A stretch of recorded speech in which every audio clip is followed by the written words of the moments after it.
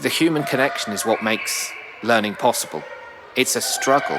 It's a real challenge. And you can't have a slideshow that says, insert personal anecdote here to connect with students. You just have to find a way to develop the right balance of relationship. And that's necessary.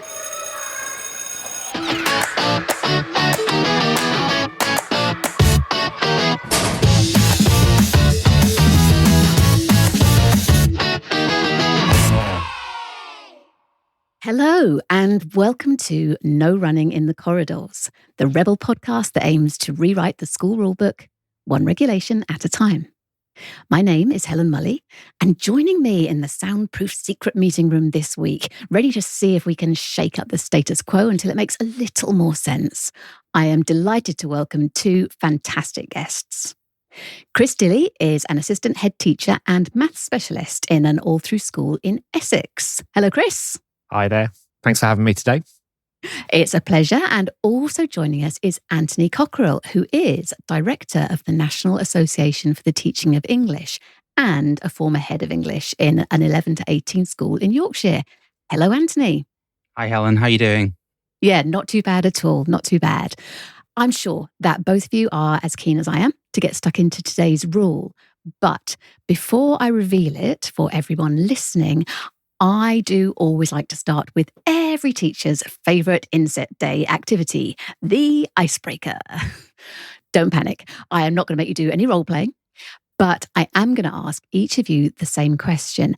And it's this: do you think of yourself as a rule follower or a rule breaker?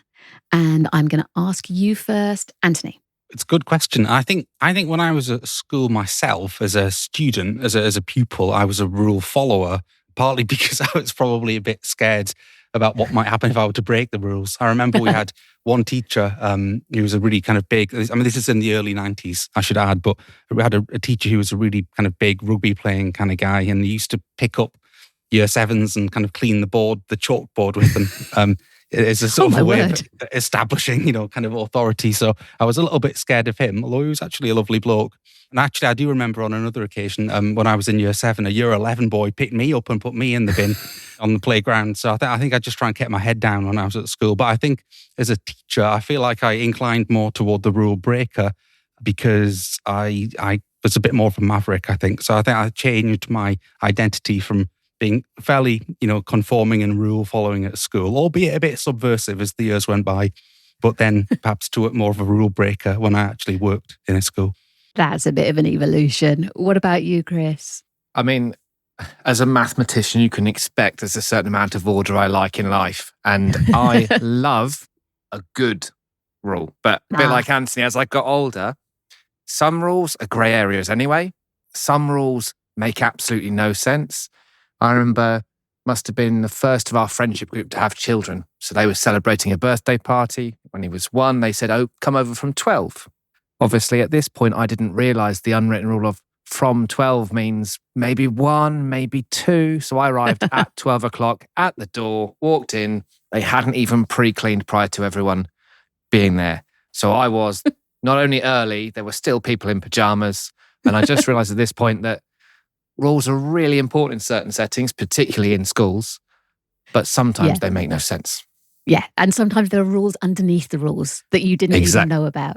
Yeah, this is great. I think this is exactly the right balance of challenge and support that we're looking for at No Running in the Corridors. So it is probably time to bring out the school rule I would like us to talk about today.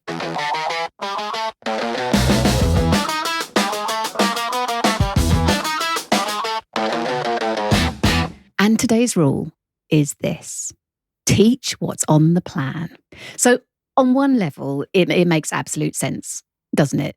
Coherence and consistency are important. Teachers are busy. And above all, pupils deserve a curriculum that is properly sequenced and thought through. And I don't think anyone would be dreaming of taking us back to the days of every teacher just shutting the classroom door and doing whatever the heck they fancy. But I wonder, and this is what I want us to explore today, whether possibly in trying to raise standards across the board, we might have lent a little bit too far the other way. So when does sticking to the plan become restrictive rather than helpful? And I wonder if it would be useful to think a bit about what planning looks like at the moment in, let's say, a typical Essex secondary school. Chris, what does planning look like at your school? So I'll speak primarily first off about maths, and that's where most of my time has been spent, although I did deviate moderately unsuccessfully into other subjects when required. For maths, planning often revolves around a sequenced curriculum of skills and knowledge. So maths is hierarchical. So you have to learn A to then learn B and then learn C afterwards. Those don't have to come necessarily in the same year, but they do have to follow on sequentially. So you have to have a curriculum that correctly puts the building blocks in the right order. The speed at which you go through those building blocks, that can vary. So for us, we have a curriculum where it's, here are the topics, here's broadly how long you've got to teach them, and here's broadly what you should be trying to focus on. Curriculum planning for us in maths at our school is very much a case of a list of sequential topics. It's based around the ability profile of the group. And in maths, it's hierarchical knowledge, so you have to build in the right order. And the intention of the curriculum is to give the right amount of time for each block for the class, a group of 30 completely different individuals who had different days as you taught them, some who were ill, some who were absent, to try and move that group through.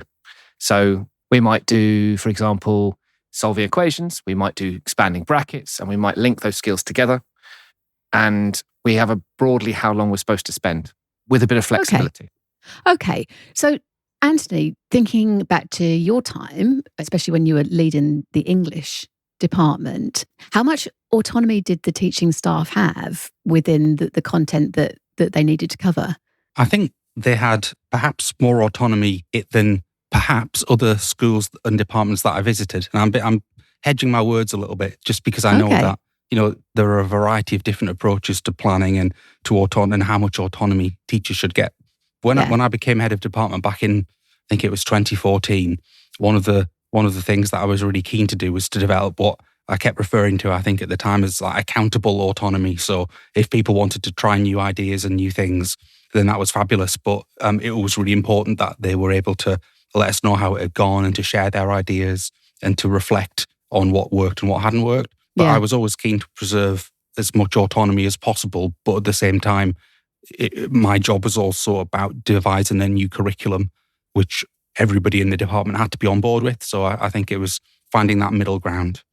And there's that other side of planning as well, because you can look at planning as setting out what content needs to be covered and when. But of course, there's also that question of how, and again, I wonder if that is different across those two disciplines. Because, Chris, in your school, do you have fixed methods for teaching certain skills?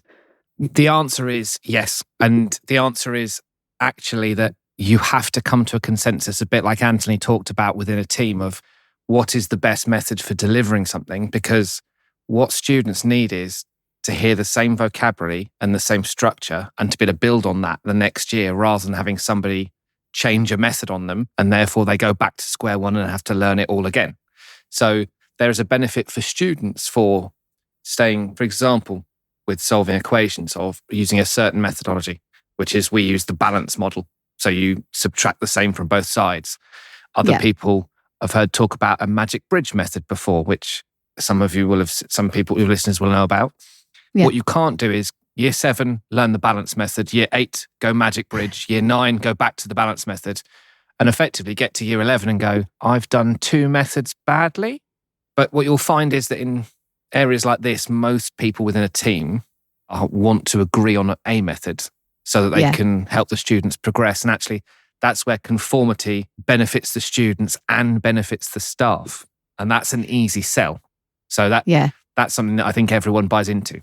Yeah, and I guess, Anthony, that does apply to English as well. If you want to teach skills of critical theory or analysis or expressing a personal response, even you have to have a shared language with which you're doing that.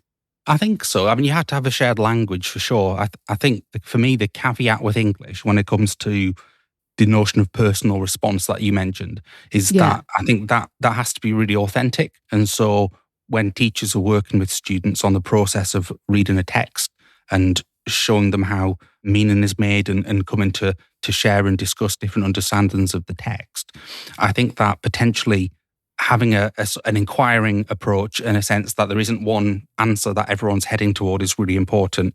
And I think in terms of the curriculum of English, keeping that notion of personal response at the centre is really crucial. I think if you're beginning to move toward, for example, how students might respond to exam questions and different kinds of assessment, perhaps at GCSE or A level, I think like Chris, it's important that people across the department are using the same language and they're talking about the same kinds of exam techniques and things for sure. But I think I just would separate out a little bit that more explicit preparation for assessment, whilst thinking about perhaps some of the more fundamental exploratory stuff that happens in Key Stage 3. I think in English it is important to differentiate, because I think whereas maths is more hierarchical, I suspect, I think English is less hierarchical and more cumulative and experiential.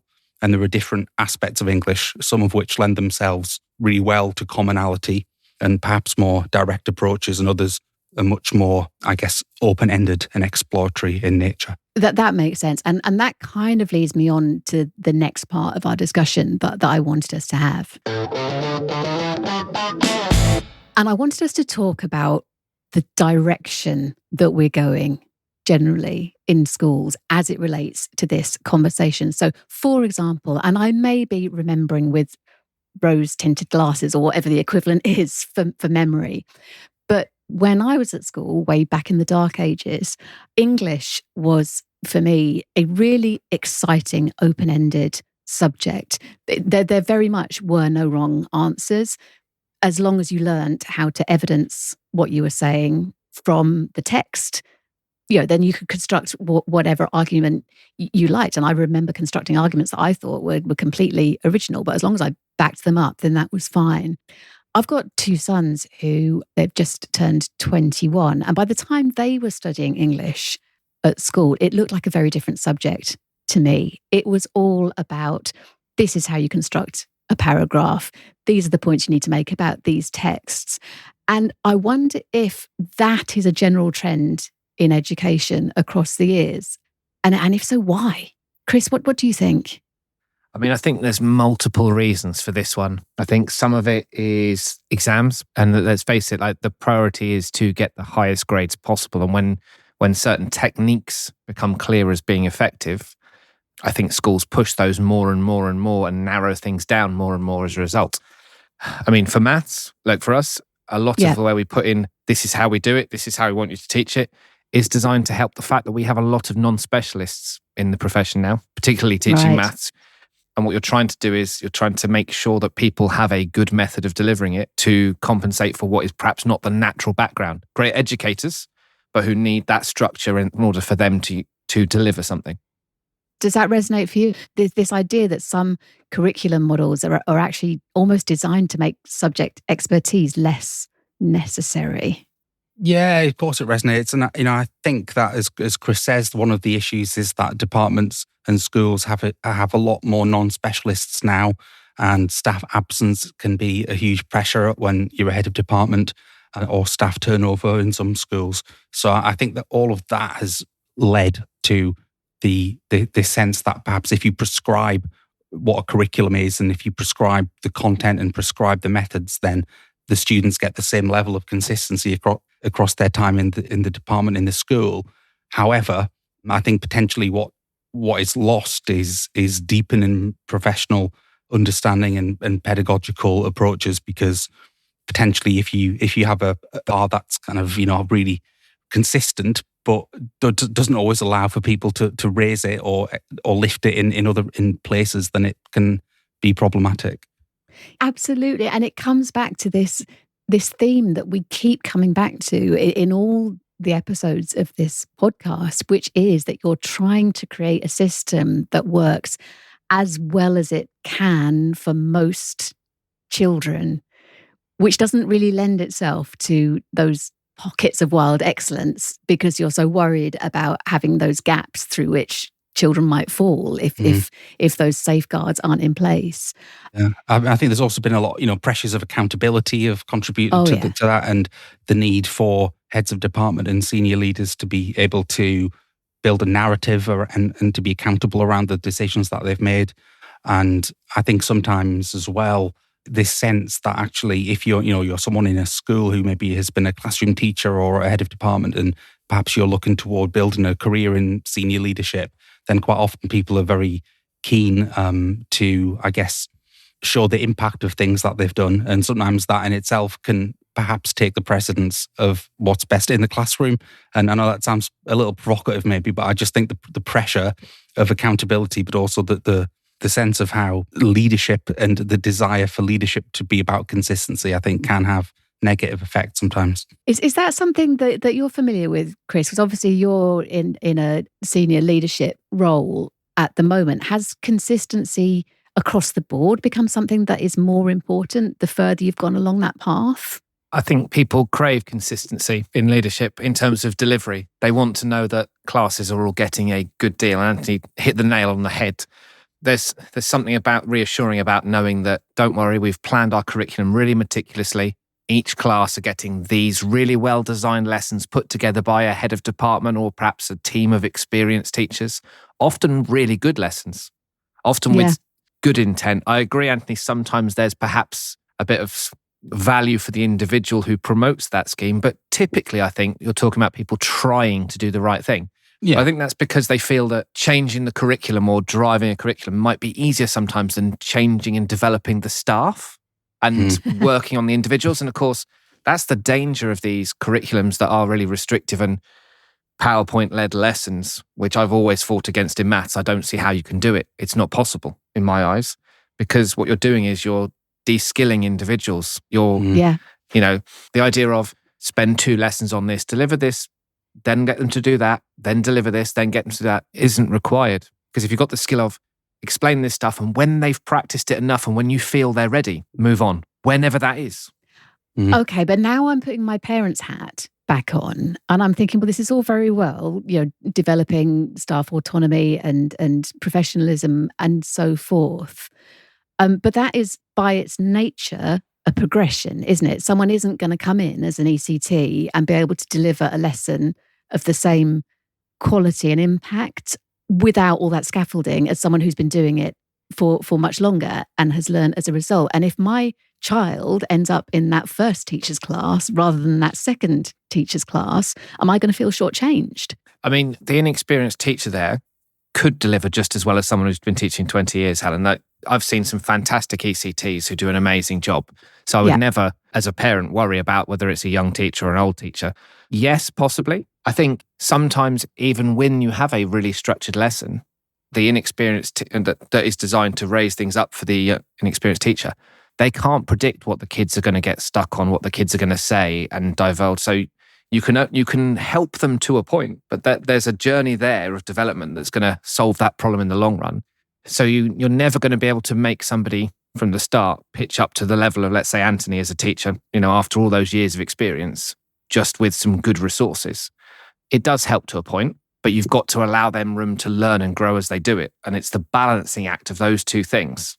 Yeah. And perhaps where the autonomy comes in is how far that teacher needs to lean on those resources to support their teaching. What do you think, Anthony? Yeah, that's right. I mean, I think that interestingly, the PowerPoint is the sort of the elephant in the room a little bit, isn't it? Because I feel like that's certainly become something that, having chatted to newer teachers and having worked with some newer teachers, this sort of need for everything to be delivered through the medium of a PowerPoint is potentially, something that for them, it's almost a planning tool. It's reassuring. If you have a PowerPoint, then what can possibly go wrong?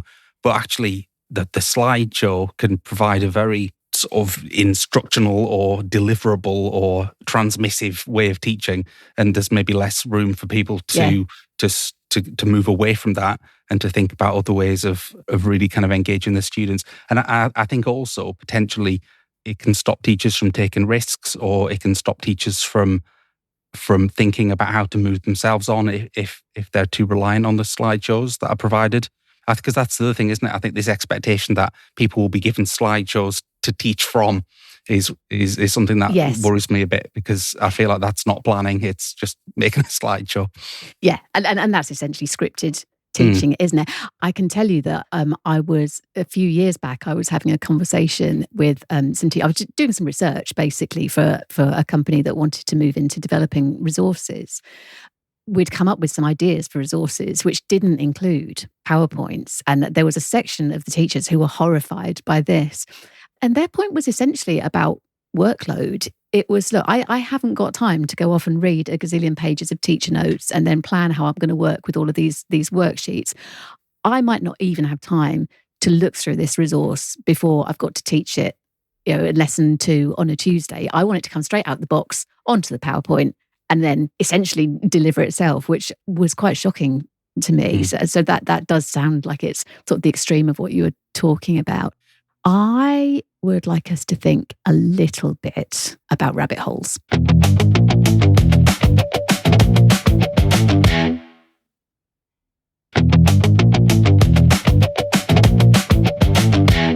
So the difference essentially between delivering content and actually teaching. And without going too dewy-eyed about it, I would like us to talk about the magic and the wonder of teaching, because, isn't that really what it's all about? I think one of the main joys of being a confident, effective teacher are those moments when incredible learning happens unexpectedly. Like you get the question from a pupil that you weren't expecting, or another pupil answers something, or you duck down a side alley. Those moments that you cannot put on a lesson plan. And I worry that in a really tightly planned system, there isn't room for those. At the same time, I remember teachers from my own school days who everyone knew were just completely distractible, and we absolutely made the most of that. So, Chris, as a teacher, how do you walk that line between being distracted and exploring an exciting, spontaneous learning opportunity? Being spontaneous and genuine is really important. Maths is probably more straitjacketed than English is here, but I think for us, the spontaneity comes in building the relationship with the pupils. So we know that learning is not easy. We know that there's a trust that needs to be built in terms of, can I explain this well? There's got to be a human connection so that you can challenge them and they'll accept challenge from you. If they're doing something right, doing something wrong, then you're trying to guide them. So there's a need for a personalisation to learning. My year 11s who have just gone on study leave and are just finishing, every single lesson roll their eyes when I try and do an analogy from my cycling experiences to them learning GCSE maths. And it started off with they listened to the first one and then they started to not pay attention, then they rolled their eyes, and sometimes they just tell me to stop before I even start. But what that does is they feel there's a human interaction, which ends up actually being some humour there. And despite the kind of boos from the crowd, I still tell the story and they tell me they didn't want it as they leave. The human connection is what makes learning possible. It's a struggle. It's a real challenge. And you can't have a slideshow that says, insert personal anecdote here to connect with students. You just have to find a way to develop the right balance of relationship. And that's necessary. That could be where the tangent takes you. It could be the tangent is a brilliant idea explored, possibly more so in English. With higher ability in maths, you can have some great discussions around like the number pi and the bizarreness of its nature and its infinite digits that don't recur. And kids can really wonder about that stuff. But primarily, relationships require humans. Yes. Does that make sense to you as well, Anthony? I guess that the fear is in English that your personal response to things and your human response to things, you need to be quite careful not to impose that too much on the students. Definitely, yeah. I mean, I totally agree with Chris about relationships, and I think that it's absolutely crucial and to bring about learning that it's about human interactions and about getting to know people and creating a warm, safe environment where people can ask questions and people can learn and people can take risks. And I know there's sometimes a bit of, on social media, there are certain individuals who like to talk about kind of culture and systems and consistency as being the only approach. And whilst those things are important, of course, but in reality, I think relationships are really important because that's kind of how humans work best together when they're working with people who they have positive relationships with. But I think, that's right. I mean, I think for me, as an English teacher, this idea of modeling to the students the sense of discovery about what happens when you read was always really important because, obviously I've maybe taught a novel many times before. And so you could argue, well, there's nothing more I can possibly learn, which of course isn't true. There always is something to learn.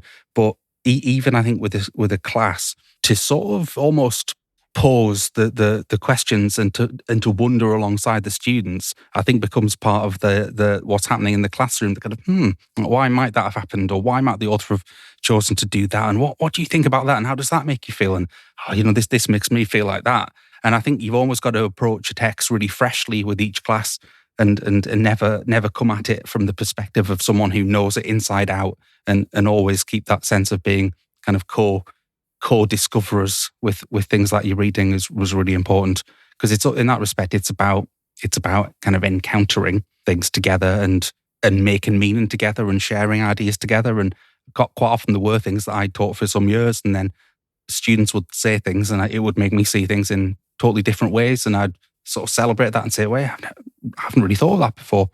And then at other times I may well have thought of it before, but I think it's important to validate that their encounter for the first time. So I think it's how you frame it, really, in that spirit of discovery. Definitely, because they know that you're teaching an inspector course for the 359,000th time. As you say, inject that idea of discovery and wonder and first encounter is really important, because that is what learning is, isn't it? Whatever age we are, whatever subject it is, learning is about encountering new things and then making them fit into your scheme of the universe that you have, and building up that scheme of the universe until it makes more and more sense. I have just snuck a look at the clock, and we are, believe it or not, approaching the end of our time in the meeting room. But there's one more topic I want us to wheel back to before I insist that you pass your verdicts. And again, it's something we did touch on earlier on, but I think it is so important that it's worth us having another look at it. And that is the dreaded A word, accountability.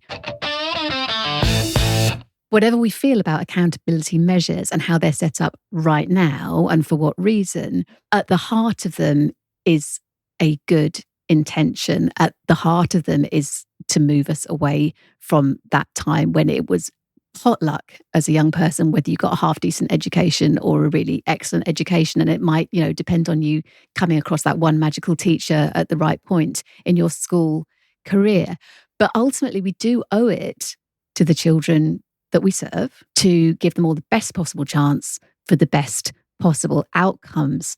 So I'm going to give you a thought experiment. If someone has literally written a script for the best possible lesson on multiplying fractions or the theme of redemption in A Christmas Carol, then might we even have a moral obligation to roll that lesson out for everyone? In other words, is it better that everyone gets a lesson that is really good rather than some get something excellent, but some might get something that isn't up to scratch? Anthony, what do you reckon? No, I don't think there's a moral imperative, because I think another moral imperative is lost, which is something that's important about the disciplinary nature of teaching, but also but about English. And Chris may feel, I don't want to put words into his mouth, but he may have similar reflections about maths, and I'm not a maths teacher, so I can't. But in English, I feel that the disciplinary nature of English is very much about what happens when we read and we make sense of things and we respond and we write and we edit and we redraft. And I think that sequence is crucial. And I think there has to be uncertainty and an opportunity to bring students along on that journey. I think, however, teachers should be informed by great reading and great resources, of course. But just to take that resource and, if you like, package it and deliver it, I think is doing students a disservice, really. What about you, Chris? What's your response to the thought experiment? Where somebody has come up with the perfect way to teach multiplying fractions? But there isn't, because you're not teaching, because it differs for different people. It differs based on their prior knowledge. It differs based on their level of resilience and perseverance.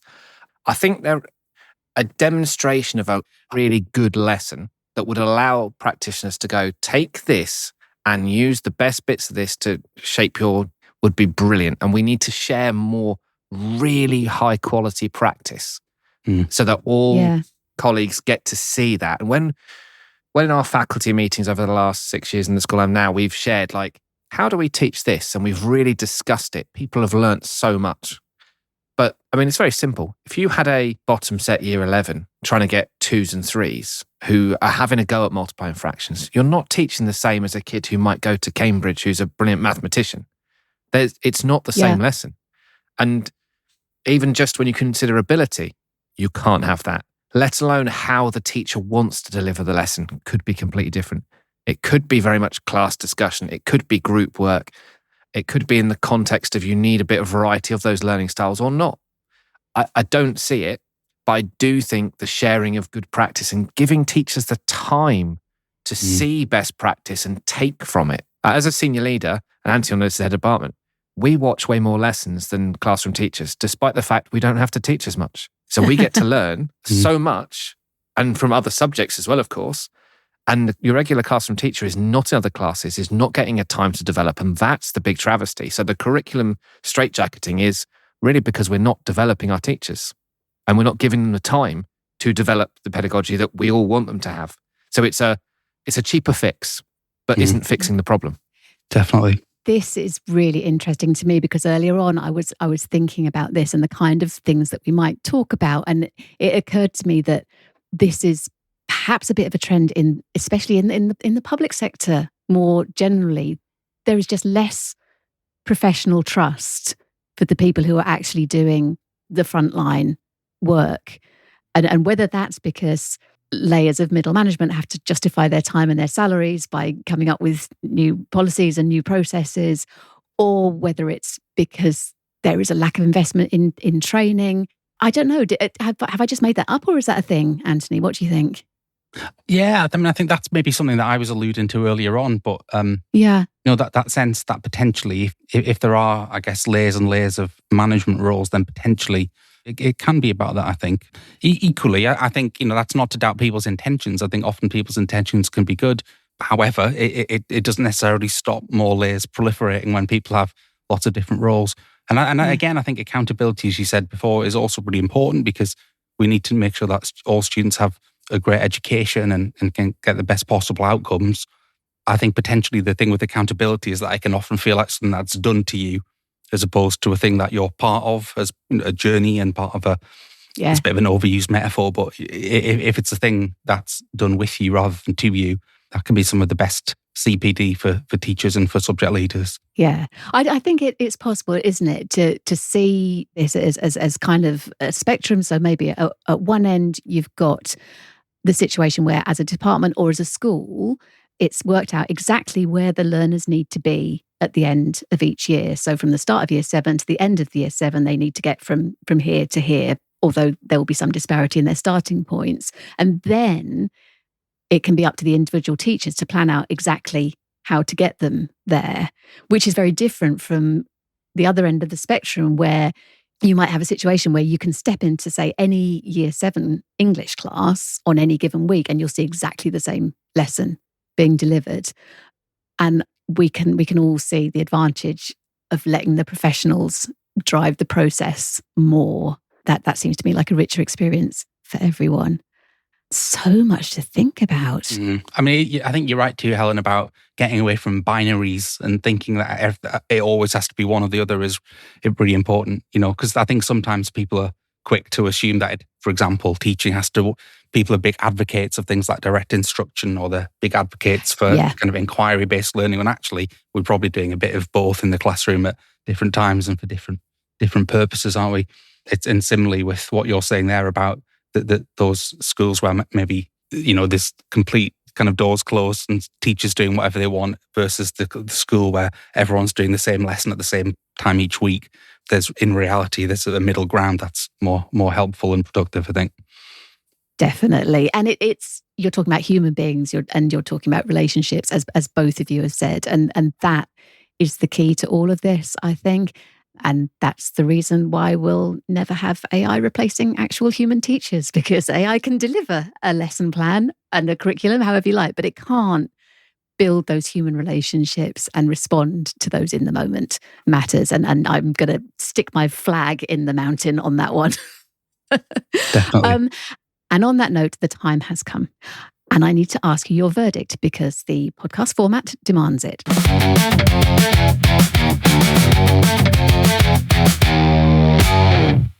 So I'm going to ask each of you to decide whether the rule, teach what's on the plan, should be kept, should be scrapped, or just needs a bit of a rethink.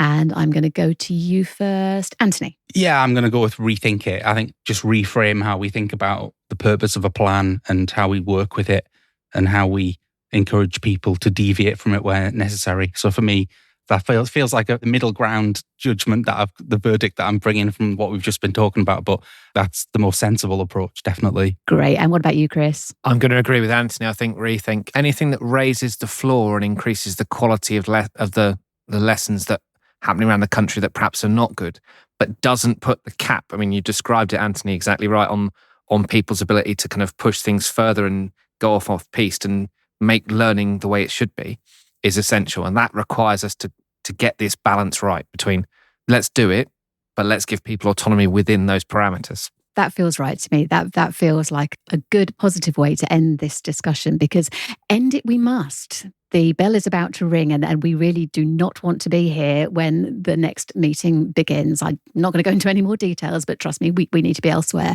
So I'm just going to say thank you to you both, Anthony and Chris, so much for giving us your time and your expertise and your energy today. It's been a really great discussion and I have certainly got a lot to think about.